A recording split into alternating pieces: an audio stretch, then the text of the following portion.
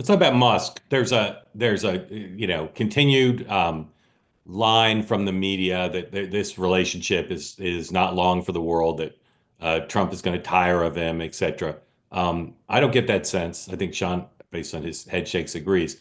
This is a hard one to answer, I think. But Dan, like, did Musk have a good day or a bad day yesterday? Is this pattern of conflict, blind quotes from White House officials saying he's over his skis, being repudiated by other parts of the government? Is this good? Is this a good dynamic for him to be effective or bad? I think yesterday was his first bad day. And I think it was two things. The fact that the Office of Personnel Management, put out a memo saying you do not have to comply with this. And then Musk it clearly got Trump to say something. Musk then puts a second tweet out like, yes, you have to do this. And the Department of Homeland Security, no small department in the federal government, puts out words saying you are not going to comply with this.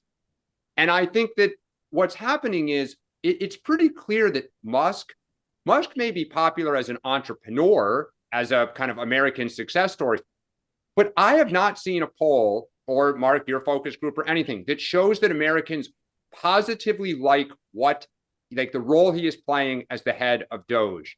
And Musk seems to relish the spotlight. He loves mixing it up. He loves being on X, retweeting people, taunting, kind of owning the libs. And I think the more that he starts to be seen as an anchor personally, like I just wonder at what point Trump says, you're causing me problems. Like maybe not with MAGA, but you're beginning to see more and more Republicans speak out, like the guy Hearn from Oklahoma, who said, look, people just don't like him. Like that is a ruby red district. At what point do you say he's a problem for us?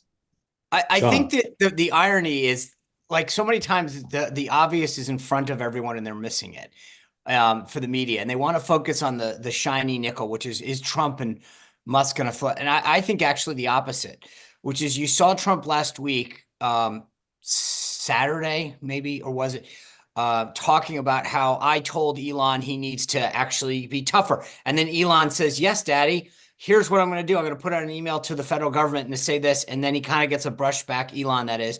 And then he puts out another email saying, now if you don't, I think Trump's trying to test Elon. He's trying to show, hey, look, remember who's in charge here. I am the president. I tell you what to do. You comply. So there's a little bit of that dynamic going on to make sure that Musk understands who's in charge. And Trump's reasserting the authority that he has, so that dynamic I actually think is the bigger one, which is that it's not fraying. It's actually more coming into it aligning correctly, which is that you work for me. I tell you what to do. I know that Trump actually and the thing that Dan keeps on describing is right. People like Trump loves it. You're the bad guy. You go out there, they're holding protests against you. They're burning you in effigy. And yet the base loves what is happening, right? That we're cutting government, that we're downsizing, getting rid of inefficiencies. And the members that are speaking out, I get it. I've heard this countless. I mean, I'm sure you guys have heard it just individually. People are saying, I get that there's waste in the government. I'm glad that they're doing it, but I don't necessarily like how they're doing it. It's not the most humane way. We talked about this yesterday. There's a compassionate element to telling someone, hey, look, we're downsizing government. I know you have a mortgage, maybe a car payment and kids in school, but there's an element to which we can do two things. Because I made the point the other day, where's the compassion for the fact that we each as individuals own $100,000 in debt? No one seems to care about that. I care about that, but I also can care about another individual who happens to be a contractor or work for the federal government and don't want anything bad to happen to them or their family. And I think you're seeing these members of Congress say that. Rich McCormick said, I'm seeking a meeting with Musk. Murkowski has said a bunch in Alaska, which isn't a huge surprise. But then even some of these other folks are saying, I just want him to do this in a more compassionate, humane way. And that's why I think Trump actually likes it. He's the heat shield. He's taking all the bad hits, but Trump's getting the credit with the base for downsizing government. But Sean, does Trump like that yesterday it looked like a little bit of a chaotic mess? Musk says one thing, OPM says another. Trump intervenes for, Daddy comes in to help. Then DHS doesn't care. Doesn't care. Okay. Doesn't Because care. I think it looks like a clown show.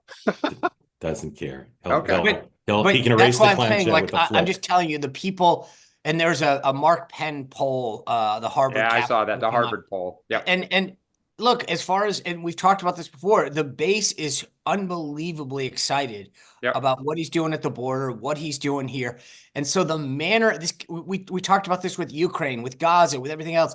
Everyone's worried about the process.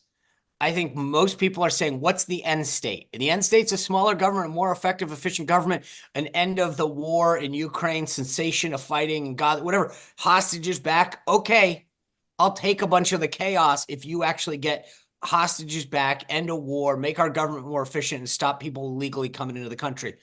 You know what? Because the last 4 years were kind of quiet and sleepy and nothing got done.